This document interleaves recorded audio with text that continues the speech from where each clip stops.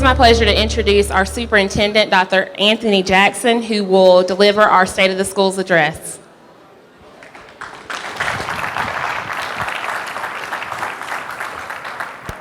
First of all, I'd like to thank you all for coming out this evening.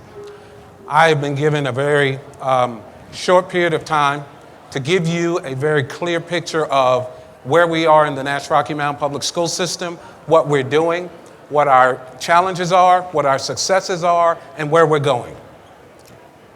Every person in this room matters to the success of our school system.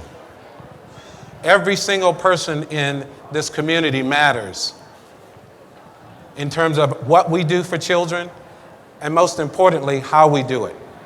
And so it's important that every so often we stop and get a real picture of what's going on, how we're doing, and then also to have a clear sense of what's next. And so tonight, I'm pleased, first of all, to thank some individuals who supported this event. I'd like to especially thank the local chapter of Delta Sigma Theta, as well as the Delta Center for Life Development, our Boys and Girls Club, the Word Tabernacle Church, and L&L Food Stores for supporting this event. So tonight, what I want to do is share very briefly with you our strategic focus. What are we doing, and why does it matter to what's happening in our community? The second thing, we want to celebrate some of our accomplishments. We want to do that because I think it's important right now to celebrate the work of children, to celebrate the work of teachers, and most importantly, to celebrate what we do in this community. Because when the day comes when we cannot celebrate, that's a sad day, not only for our children, but for our communities. Most importantly, I want to discuss our challenges. This won't be Pollyanna. I think I will challenge some of you with some of the things that I will tell you will become challenges for us, because they're not just the school system's challenges. They are the challenges of this community. And in fact, if we're going to do what's right for children, we're going to have to honestly address those challenges and address them openly, and not be afraid to say that this is an issue that we have to deal with. Then I'll share some goals with you. There are many of them. And so what we'll tell you is that this entire presentation will be posted on our website after this meeting for anybody to see and to share. Because I think it's important for all of us to have those things in front of us. And so everything starts with our vision, and we really are focused here on providing a rigorous instructional program for every single child. I've said to groups as I've spoke to them, I believe it is time for us to challenge children. They should come home tired. They should sweat while they are in school. I've told the teachers, if you are more tired than your students, something's wrong.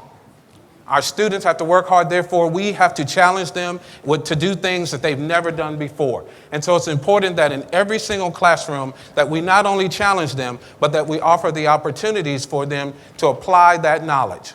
So if you look around this room tonight, you're going to see nothing more than learning laboratories for students to apply all of those things that they've learned in math, science, social studies, language arts. No longer can we teach those things in isolation and think that that's going to be enough for kids to just walk away and then somehow be productive. And so classrooms look different. Classrooms look different. Learning looks different. And so as we put it all together, at the end of the day, we want kids to be competitive. We want them to be competitive, not only here in our backyard, but globally. I tell the story often that I could often beat my brother in basketball in the driveway or in the neighborhood, but I could never make the team at school. So truly, while I celebrated at home that I was better than my brother, when I had to compete against other students who had skills, who had learned the game somewhere else, I could barely get there. And so we have to ensure that they are not only competitive here at home, but they're competitive outside.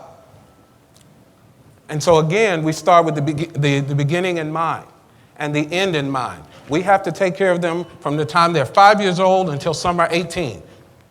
During that span, it matters what happens. And so when you look at the district by the numbers, we want to make this a true destination place for education. a premier educational spot in Eastern North Carolina, and not only that, in our state and in our country. And so when we look at that, we're operating 29 schools. 29 schools. We have amazing programs at all of our schools. When you go around this room, you're going to find that there are amazing programs at each of our schools, worthy of celebration. When you look at our numbers, we're operating this year with 16,443 students. When you look at that, you will see that we have a substantial number of students in our pre-K programs, meaning that we're taking care of those who are most at risk before they get here. Our racial breakdown, we're about 51% African American, 35% white, 9% Hispanic, 5% Asian, and American Indian. And so it's critical that we recognize that our community is becoming more and more diverse. More and more, we have some schools now where the Spanish-speaking population exceeds the majority of the students.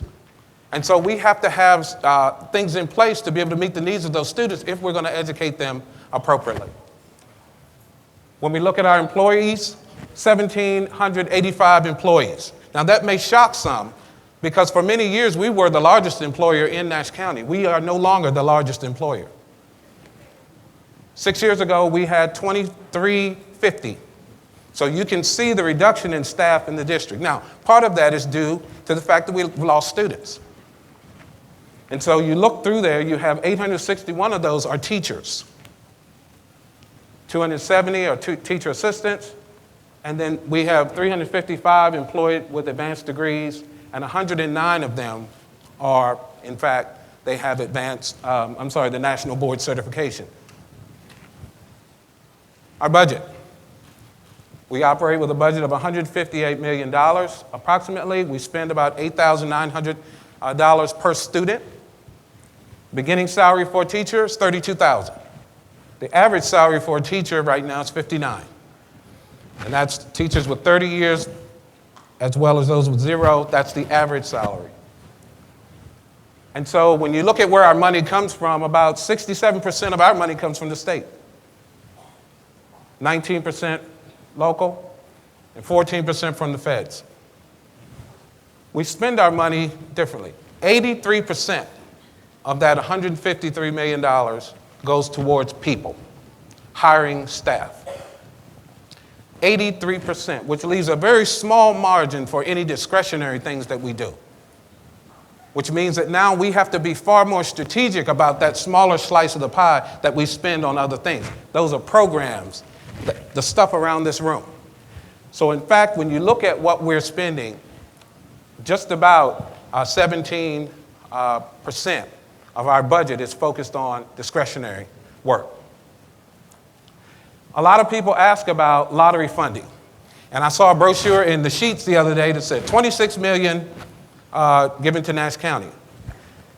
But that's over the life of the lottery. And so in this presentation, you'll see that it's broken out what we receive annually, and these are the three things that we get. But I think people should understand that when you see that $26 million, the annual piece of that is built already in that budget that we receive from the state. So we don't get an extra pot on top of what we get from the state. It's built in. And so that's not a separate pool. Then school construction. The lottery money pays the debt. That's what it's used for.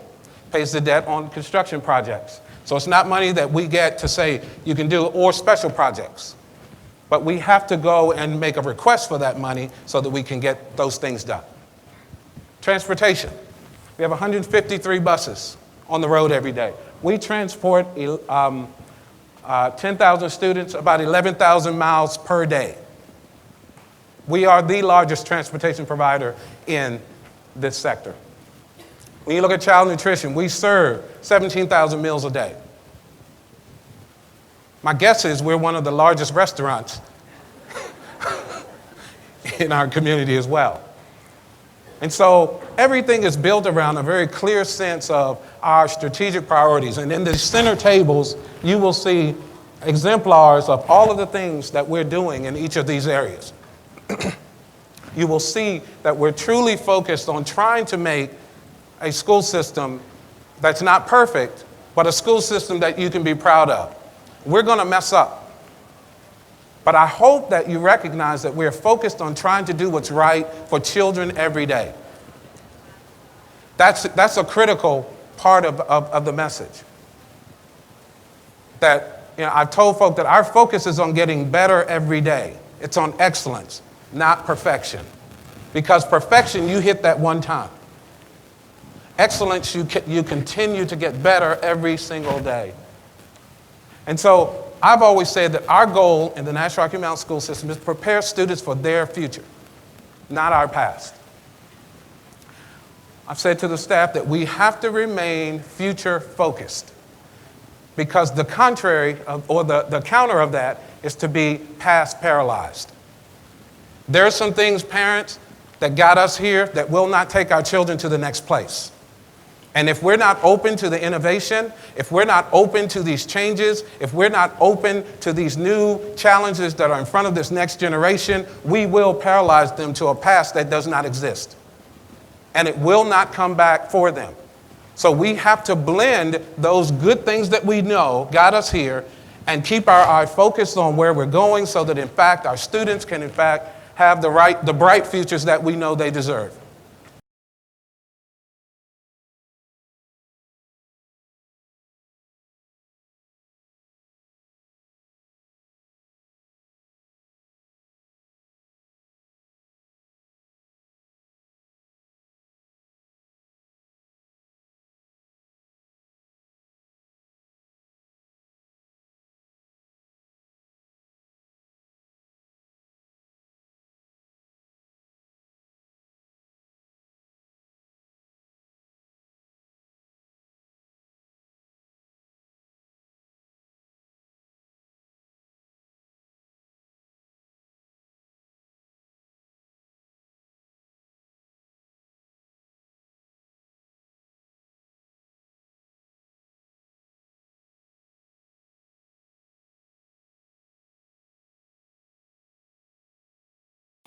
And so I will go through each of those 6 priorities, and I will show you exactly what we're doing. I'll share our celebrations, and I'll also share with you our challenges. And so high student achievement is one of the areas that we have decided we will focus on, and there should be no doubt in the minds of parents, in the minds of students, in the minds of anyone associated with our school district, that we expect students to come to school, work hard, and achieve at high levels. So we've restructured the entire operation around instruction. And so the Common Core and North Carolina Central Standards are critical to that. So we're fully implemented at this point. Our instructional teams have been aligned to provide support out at our schools. We have digital resources to help support our teachers with curriculum guides, and all of this was created inside. In fact, we've got school districts around the state calling us to look at our resources that we have prepared for teachers. And then our career and technical academies. We're focused on preparing kids for the regional economy.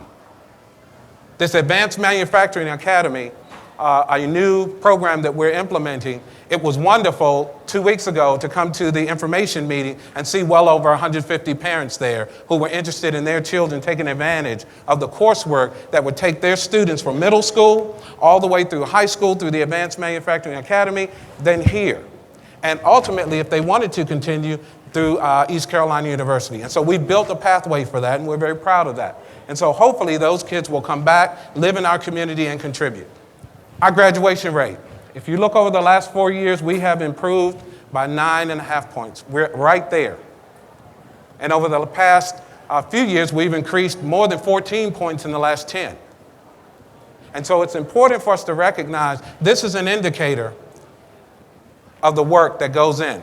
That these are the kids who are graduating on time. The beauty is that when you look at our trends, 9 of the 11 subgroups that we track increase substantially their graduation rates. This is the result of hard work in the classrooms by our teachers, parents making sure that they're getting to school every day, parents making sure that they're attentive to their assignments, and everyone staying focused on ensuring that kids are getting through the system, taking advantage of opportunities. This is a celebration for our community. When you look at this class that just graduated, $11 million in scholarships for 1,100 kids. 117 of those students were North Carolina scholars, and when we tracked them, they went to colleges in 13 states across the country. So yes, they left us. Our goal is to have something that will pull them back here when they have acquired those necessary skills in their whatever pursuits that they're going after in those universities. These are the faces of those students who walked across stages this past year and who are now, 83% of these youngsters went on to 2 or 4-year colleges. Our challenges: preparing students and teachers for these new assessments. We've got to work hard at that because the data is going to come out shortly, and we know that the cut scores have really changed the way that we're being assessed, and so you're going to see scores that are going to be different for this new test. We're up to the challenge. We've been working on this. We want to make sure that we are in the game. Graduation rate, it's still a work in progress. I won't be happy until every kid graduates on time, because it's great to say nearly 80%, but if you're a parent of that kid who's in the 19%, you're wondering what's there for mine. We're working on that every day. We're tracking them. We're doing what we need to do. Personalized learning. We need to make sure that we're looking at what each child needs to get to whatever their goals are. We can no longer do this large-scale, brush every kid with the same ideas and programs. We have to have options and personalization. And then we have to adjust to the accountability standards. We still have 2 accountability models. Read to Achieve is our challenge for our 3rd grade kids. And right now, we're looking at about 75% of our kids right there, but we've got to increase that number dramatically. That is a challenge. This means that if they cannot read at 3rd grade, they will not go to 4th grade. And I don't have a problem with that. I think it's important. Literacy is our focus. And so every child has to be able to read and comprehend. And then meeting the needs of all learners. We have a diverse group of students who are here, who need different things. And so you'll see that we have very structured goals built out with very clear outcomes for them. And so I won't go through all of those, but in fact, this will be available to you as we move forward.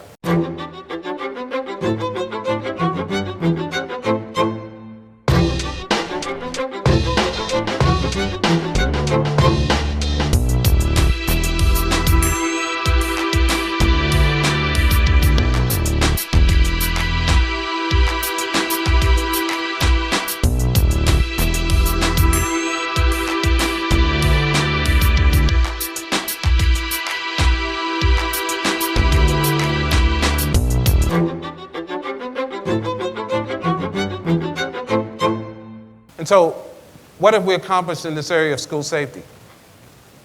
And no, everyone gets excited about school safety when there's been an event. But I want to ensure the community that we have been working on this religiously. We are doing emergency planning at every school. We're doing emergency drills at every school. We're coordinated with our local emergency management staff. We provide training throughout the year. We have done some things internally to make sure that every parent has some sense of safety or comfort that we're going to do the very best to keep students safe every day. We're going to do the very best to do that. Our code of conduct is adjusted every single year. Our code of conduct is communicated with everyone. Positive behavior intervention is in place. And so we have to make sure that we are doing what's right and training kids to, in fact, know what a safe environment looks like, but in fact, be able to take risks in a safe environment. And so that we have to make sure that we have a structured program for all of them. Our Act Like It campaign was wildly successful last year. Our kids took into it. They recognized that if school is important to you, you have to act like it. And so we've said it up front to them, and we've not backed away. And what I would suggest to our community is that we not allow the behaviors of a small number to paint the picture for all of them. And so we have 16,000 kids, and quite frankly, we don't see a lot of those kids getting in trouble. So until and unless we're ready to celebrate the 16,400, I would say that we should not give over the perception of our school system to that 99. And I think it's important for all of us to recognize that and to know that. We've put in every school this year access control. You can no longer just walk into the front doors of our schools. And hopefully we're going to be expanding that and doing some other things. Our challenges.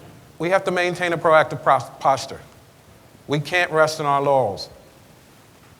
Because the minute you do, you'll get the call like the school in Nevada got yesterday. We have to be transparent. When we mess up, we have to tell you. And not be afraid to say, yeah, this happened. And understand that we're all on the same team working together to keep every child safe. We have to address facility concerns that address safety. We have to do that. You have to build a system to effectively communicate protocols to everyone about how we deal with bullying. Bullying becomes a huge issue. Nobody accepts that. It's not tolerated in our system, but we have to have systems to address it.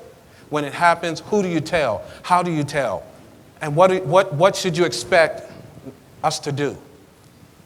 And that becomes a challenge every single day. And then protecting our schools from challenges in the community. Gang issues in our community. Gang issues on the internet that influence kids.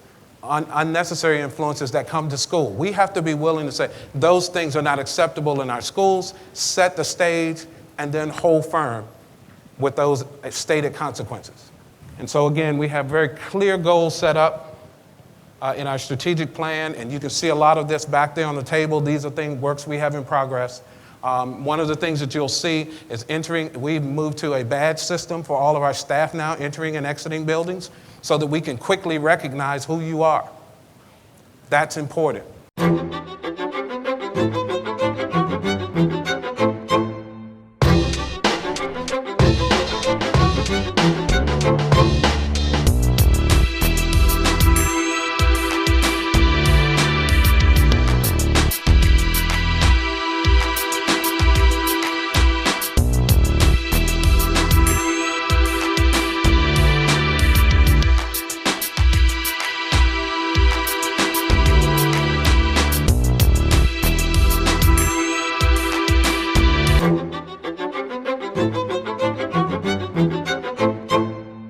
So if we're going to have a good school system, we have to have good teachers, adults standing in front of kids.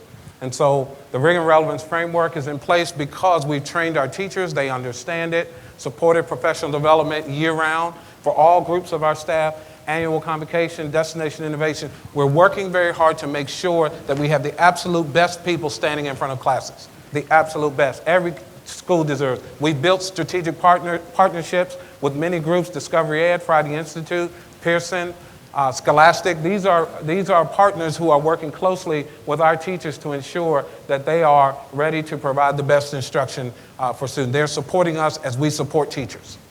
Our board has even embraced the notion of professional development. They know that they can't govern if they're not prepared, so they've done some work. We've had some regional recognitions throughout the district. We've had some strategic staffing initiatives. The NELA Northeast Leadership Academy has helped us build out a succession management process where we're building and growing our own administrators inside the district. We're going to start our own Aspiring Leaders program pretty shortly. But our teachers are constantly in the mode of learning and training, and so we have to support them because that's the only way they're going to be able to do the work that we've set up for them in our schools. Our challenges are going to be managing the impact of recent legislation. So we have some challenges with recent legislation about tenure and about master's pay and things like that. We're going to have to get through that because then everybody's looking for that smaller pool of excellent teachers. And so our challenge then is we have to be competitive, not only with a wonderful place to work, but also through our abilities to attract individuals and be competitive with salary supplements and things. And right now, we are not as competitive as we should be. We have to attract and retain high quality teachers. You have to ask yourself constantly, why would the good ones stay? So we have to be attentive to that every single day. What kind of support systems are in place for them? And I've worked a lot of places. We have awesome teachers in the Nash-Rocky Mount school system. We have awesome teachers standing up in our classrooms. We have great school leaders. And so it's important that we recognize that if we're not careful, we will begin to see that churn and turnover for no other reason than they have other options. And so we have to constantly look at that discretionary part of our budget. How do we manage that to make sure that we're continuing to provide quality professional development for our teachers right here? And so we have a very detailed plan for that. And I suggest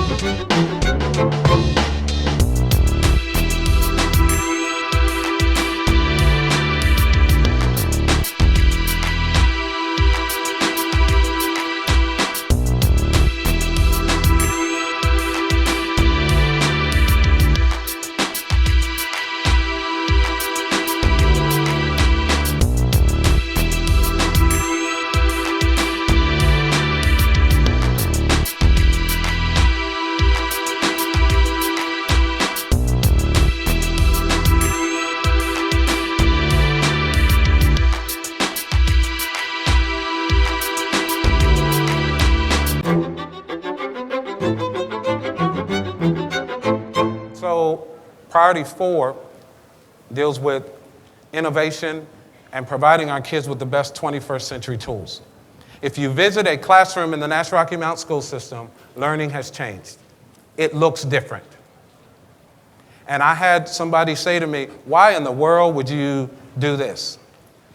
And I defy you to find any industry right now where technology is not a centerpiece of their growth plan, of their long-term strategic plan. I defy you to find that industry. And so our students have to be comfortable with those tools and with what's going on. So we've implemented iConnect. And iConnect is a huge part of our instructional program, but it's not about the devices. It's about changing the way we teach to match the way kids learn. And so iConnect is well underway. We've rolled out many devices in our schools. And so many people ask the question, well, where'd the money come from for this? And so I want to tell you. And so we used a conglomeration of federal and state grants. Federal and state grants. We used Race to the Top money in year 1. We used Title I money, and we used a small portion of our fund balance. Year 2, it's a 4-year lease, 8,000 devices, all grant funded. Not one penny of our local money goes into the iConnect initiative, but it does provide us the opportunity to use these grants differently. And so I encourage you to go online, look at our entire budget. You will see how this is funded over time. And so right now, we've placed about 12,000 devices out in the schools. That's MacBook Airs and iPads. 73% of our students right now are taking them home. The other 27% are what we call day users. They use them at school. We want you to recognize that it's not about the device. Learning looks different. We're implementing programs and technologies to make sure we're more connected with you, parents. If you've not gotten your access code to Parent Portal, you need to do that. Parent Link is our new system of communicating with you immediately. I've also found that Twitter works too. Facebook and Twitter, it's pretty fast sometimes. But we have put in place, we will be launching our district app where you can download our app and get up-to-the-minute notifications pretty soon. So stay tuned for that. The challenges for us is staying focused on what are the true instructional benefits for using digital learning. It's not about a shiny device. It's about kids learning and being able to access information constantly, developing a structured way to talk to students about digital citizenship. Talk to them about your footprint matters. Your digital footprint does not go away. So if you make a mistake now, it could hurt your abilities to get employment later on.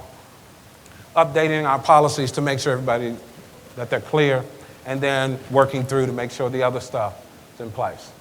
Again, I invite you to go to table 4 to see the goals that we've set and the work that we're doing.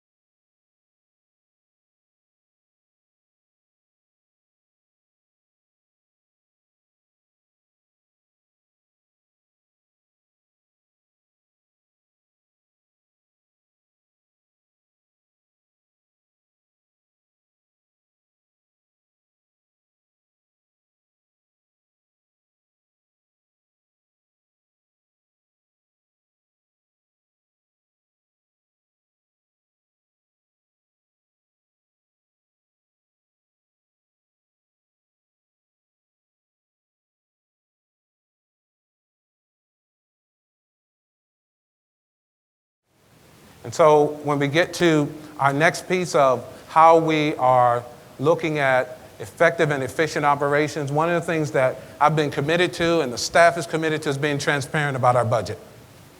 There are no secrets. Our budget is posted on our website from the minute it's approved.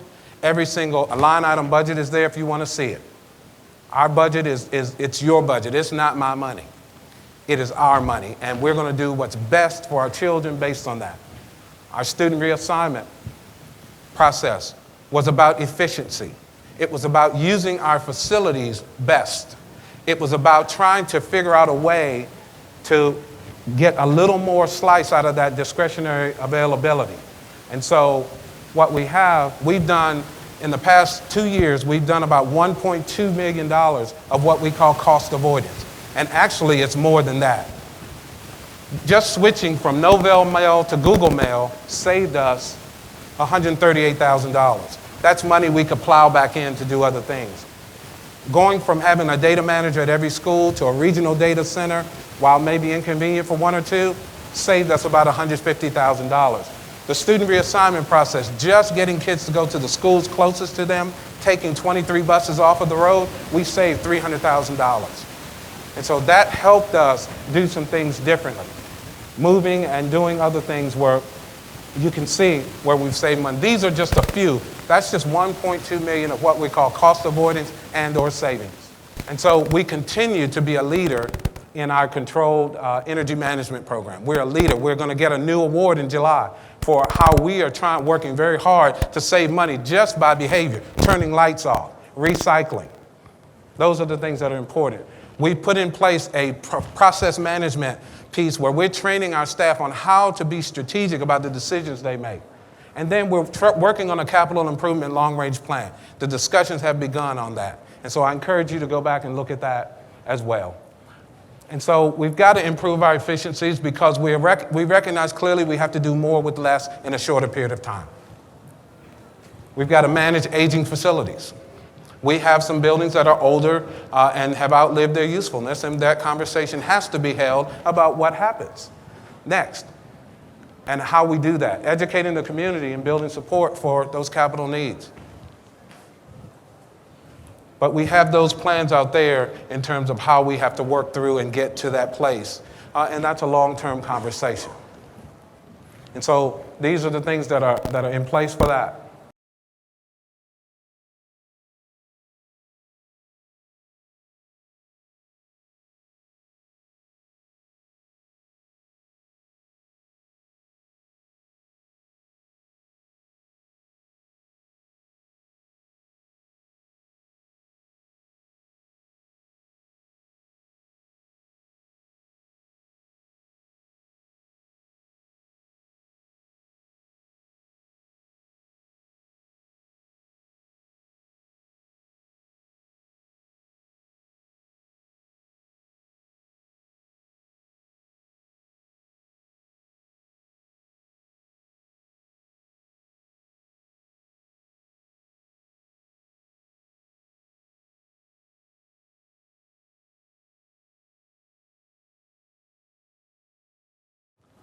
And so then our final piece is community engagement. That's what this is all about. How do we keep you engaged in the process and keep you informed? We've launched our TV station, our social media, blog, our annual report, which will be prepared for you tonight, our district website, news portal, and our District Connections electronic newsletter. We're trying to figure out how we can get the message to you. We know right now that we have to tell our own story. But we need ambassadors. If you're not happy, tell me. I don't ever have to look for people who are not happy. I don't have to look for them. But I promise you there are equally as many people who have had wonderful experiences, and your children have had an outstanding experience in the Nash-Rocky Mount school system. And I would say to you, say something. Because that silent majority, sometimes we think everybody says it, when it's really a few who are disgruntled or don't like, and they speak loudly. And that's okay. We want to know that because that's how we get better. But we also need to balance that out with what are we doing well? And so we've done some things to make sure that these things are out there. We've got advisory groups. I have a student advisory, a parent advisory, a teacher advisory. All of these groups sit down with me monthly or quarterly and just share their experiences and talk to me about what can we do to make our school system better. That's what we do. Serve on community boards just to keep our connection with you, our faith-based community. I see some of our ministers in the room, and I want to thank you for being here. And then their email addresses. There's an email where you can email me directly, and I respond to it. And so most importantly, it's important that we recognize that engagement is important for you and for me. But our challenge areas is figuring out how we communicate best with you. Designing ways to engage all parents and meeting the needs of our non-English speaking students. And so I encourage you to go back and look at our communications table and see what we're doing. Tonight, you can go and look at our annual report. It's posted tonight. You have a postcard, I believe, somewhere out there. There we are. She's going to get you a postcard. You've got lots of information in our annual report that you can look through. And I really want to take this opportunity tonight to thank you for being here. But I can say to you that the state of our schools right now is we are growing and we're getting better. So thank you very much for being here.